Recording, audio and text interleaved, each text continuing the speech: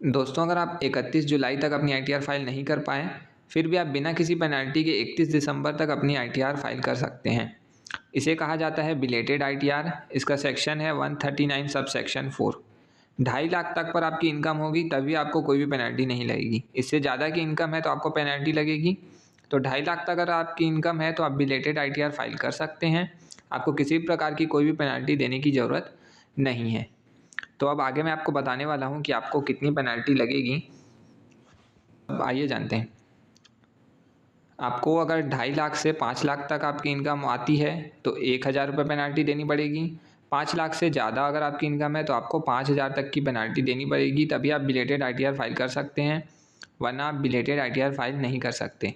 तो इस पर ये पेनल्टी भी लगाई जाती है, इसका आपको ध्यान रखना है। अब इस पर कुछ इंटरेस्ट भी लगता है, तो चलिए उसकी बात कर लेते हैं। आपको 1% पर मंथ के हिसाब से इंटरेस्ट भी लगेगा।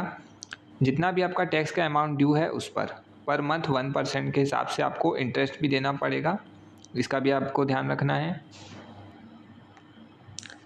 आप बिलेटेड आईटीआर फाइल कर रहे हैं तो आपका टीडीएस अगर कुछ रिफ़ंड करवाना हो तो टीडीएस आपका रिफ़ंड हो जाएगा, पर आप अपने लॉस को कैरी फॉरवर्ड नहीं कर सकते, चाहे वो बिज़नेस लॉस हो, चाहे वो कैपिटल लॉस हो।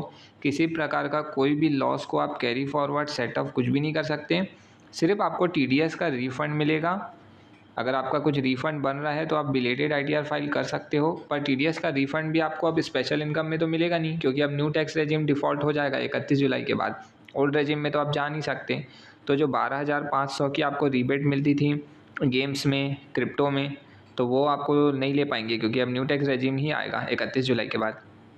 New tax regime by default हो जाएगा, आप ओल्ड में जा ही नहीं सकते। अगर आपको कोई डिडक्शन लेनी है तो 31 जुलाई के पहले आप जल्दी ओल्ड रेजिम फाइल कर लीजिए।